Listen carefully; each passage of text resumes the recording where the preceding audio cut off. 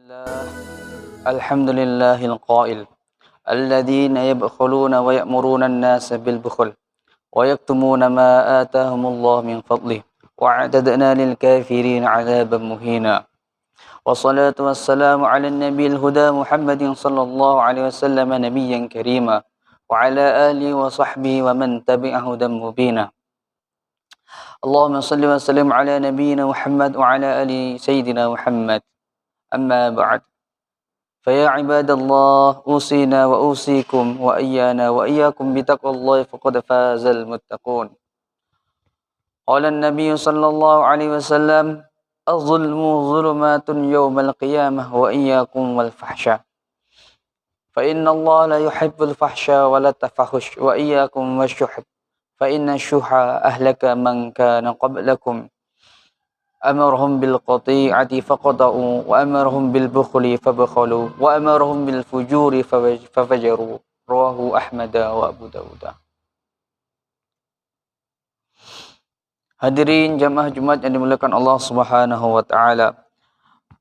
Allah Subhanahu wa taala sudah berjanji bahwa bagi orang yang mau bertakwa, maka dirinya akan dianugerahi solusi atau jalan keluar dari segala permasalahan.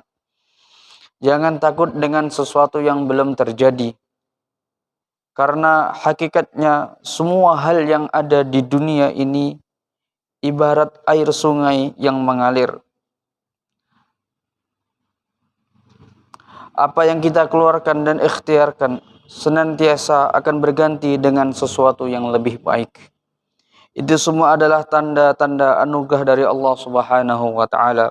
Oleh karena itu, tidak patut bagi kita bersifat bertangan dari melakukan amal-amal soleh atau amal-amal kebaikan. Yakinlah bahwa Allah Subhanahu wa taala pasti tidak akan menyia-nyiakan itu semua. Sungguh Allah Subhanahu wa taala Maha Kaya lagi Maha Mengetahui. Maka hadirin jamaah Jumat yang dimuliakan Allah Subhanahu wa taala, ada sebuah maqalah atau ungkapan bijak dari sahabat Ali karramallahu wajhah yang cukup menarik yang berbunyi al-bakhilu ya'ishu 'ishal fuqara wa yuhasabu hisabal aghniya. Orang kikir hidup di dunia, orang kikir yang hidup di dunia itu bagai orang fakir. Namun kelak di akhirat ia akan dihisab sebagai orang kaya. Syekh Nawawi Al-Bantani dalam kitab Nasahihul Ibad halaman 63 beliau menukilkan perkataan ahli hikmah bahwa perilaku kikir merupakan bagian dari karakter hewani. Pernyataan ahli hikmah tersebut yang berbunyi al-bukhlu bahu sifatil insaniyah wa itsbatu 'adatil hayawaniyah, yang artinya kikir itu menghapus karakter sifat kemanusiaan dan meneguhkan karakter hewaniah. Maka jamaah Jumat yang dimuliakan Allah Subhanahu wa taala, sebagai makhluk sosial, maka manusia harus selalu baik dengan lingkungan sekitar. Dan salah satu sifat yang dibenci dan tentu saja harus dihindari adalah sifat pelit dan kikir. Oleh karena itu, kita sebagai orang beriman, kenapa kita harus punya sifat dermawan? Salah satu yang membuat seorang mulia adalah memiliki sifat as-sakha atau pemurah. Ini merupakan perilaku suka memberi kepada orang yang memerlukan pertolongan atau bantuan di luar kewajiban yang harus kita tunaikannya. Istilah lainnya dalam bahasa kita adalah derma dan orangnya disebut dermawan. Sifat dermawan merupakan salah satu sifat terpuji di dalam akhlakul Islam. Karenanya harus dimiliki oleh setiap orang muslim. Sebagai orang muslim, idealnya kita menjadi orang-orang yang dapat memberi manfaat kebaikan sebesar-besarnya kepada orang lain. Khairun nas anfa'uhum linnas. Ini adalah salah satunya termasuk dari harta yang kita miliki. Salah satu rumusan penting yang harus kita pahami dari Islam adalah bahwa Allah Subhanahu wa taala memerintahkan sesuatu itu berarti ada maslahatnya, yakni kebaikan, manfaat, ada keuntungan yang akan diperoleh manusia. Dan apabila Allah Subhanahu wa taala melarang sesuatu itu, berarti Allah Subhanahu wa taala ingin mencegah terjadinya mafsadat atau kerusakannya. Maka hadirin jamaah Jumat yang dimuliakan Allah Subhanahu wa taala, di antara keutamaan orang-orang yang memiliki sifat dermawan, yang pertama, dia mendapatkan balasan yang berlipat. Siapa saja yang berbuat baik di jalan Allah Subhanahu wa taala, pasti Allah Subhanahu wa taala memberikan penghargaan yang besar. Di antaranya adalah dalam bentuk balasan dan pahala yang berlipat ganda kepada orang yang dermawan tersebut. Sebagaimana firman-Nya, "Man dzalladzi yuqridullaha qardan hasanan fayudha'if lakum wa yaghfir lakum wallahu syakurun halim." Yang artinya, siapakah yang meminjamkan kepada Allah dengan pinjaman yang baik, maka Allah Subhanahu wa taala akan melipat gandakan balasan pinjaman itu untuknya dan dia akan memperoleh pahala yang banyak. Dua, ampunan dosa. Meskipun kita sudah berusaha menjadi mukmin yang baik sebagai manusia saja, kita tidak luput dari kesalahan dan dosa. Manakala kita berderma dengan menginfakkan harta di jalan Allah Subhanahu wa taala, maka ampunan darinya secara otomatis kita peroleh. Sebagaimana firman-Nya Allah Subhanahu wa taala dalam surat At-Taghabun, "In tuqridullaha qardan hasanan yudha'if lakum wa yaghfir lakum wallahu syakurun halim." Yang artinya, jika kamu meminjamkan kepada Allah Subhanahu wa taala dengan pinjaman yang baik, niscaya Allah Subhanahu wa taala melipat gandakan pembalasannya kepadamu dan mengampuni kamu. Dan Allah Subhanahu wa taala Maha Pembalas jasa lagi Maha Penyantun. Ketiga, dicintai Allah Subhanahu wa taala, menginfakkan atau mendermakan harta kebaikan membuat Allah Subhanahu wa taala cinta kepada orang yang dermawan. Sebagaimana Rasulullah sallallahu alaihi wasallam, sesungguhnya Allah Subhanahu wa taala dermawan yang menyukai kedermawanan, menyukai akhlak yang mulia dan membenci akhlak yang buruk. Hadis riwayat Imam Bukhari dan Muslim. Keempat, dekat kepada Allah Subhanahu wa taala dan sesama manusia. Dengan kebaikan yang dilakukannya, orang yang dermawan tentu disenangi Allah Subhanahu wa taala dan sesama manusia. Sebagaimana sabda Rasulullah sallallahu alaihi wasallam, "Anan nabi qala as-sakhiyu qaribun minallah, qaribun minal jannah, qaribun minan nas, ba'idun minan nar." Al-hadis.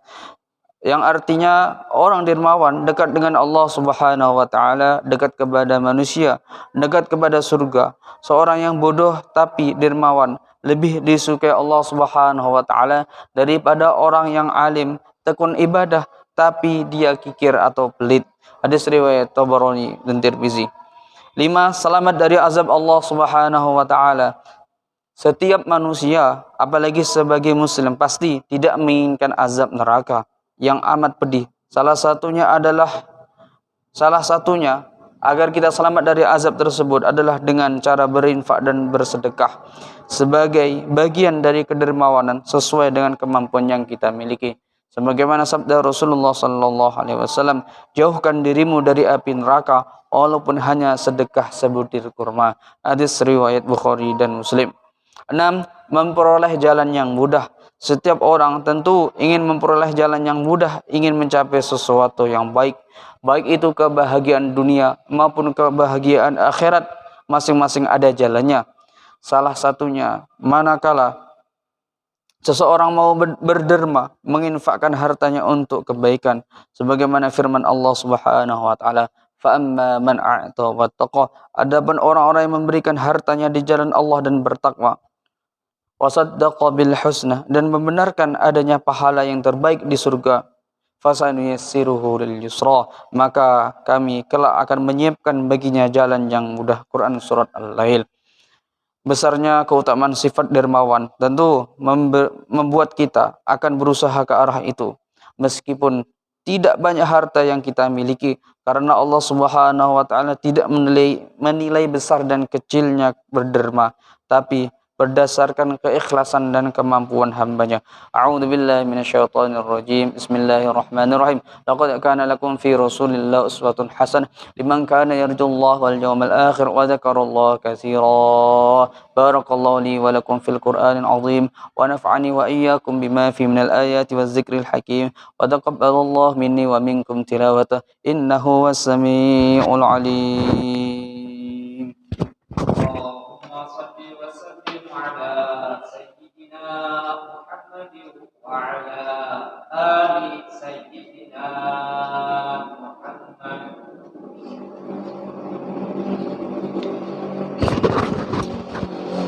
Alhamdulillah ala syukrullah ala taufiqihi wa amtinanihi.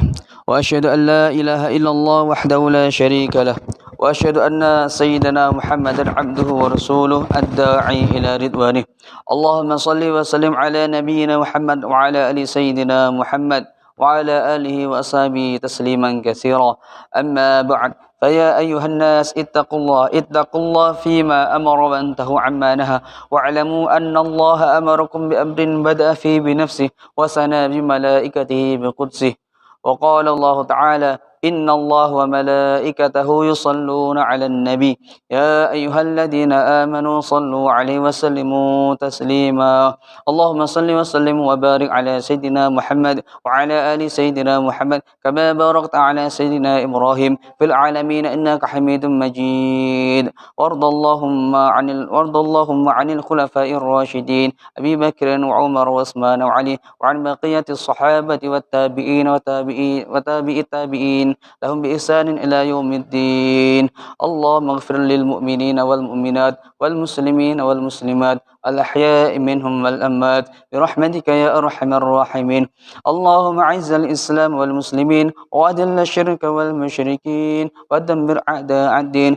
وعلي كلمتك إلى يوم الدين اللهم دفع عنا البلاء والوباء والفحشاء والزلازل والمحن وسوء الفتنة والمحن ما ظهر منها وما بطن عن بلدنا إندونيسيا خاصة وعن سائر البلدان المسلمين عامة يا رب العالمين ربنا ظلمنا أنفسنا وإن لم تغفر لنا وترحمنا لنكونن من الخاسرين ربنا آتنا في الدنيا حسنة وفي الآخرة حسنة وقنا عذاب النار والحمد لله رب العالمين إن الله يأمر بالعدل والإحسان وإيتاء ذي القربى وينهى عن الفحشاء والمنكر والبغي يعظكم لعلكم تذكرون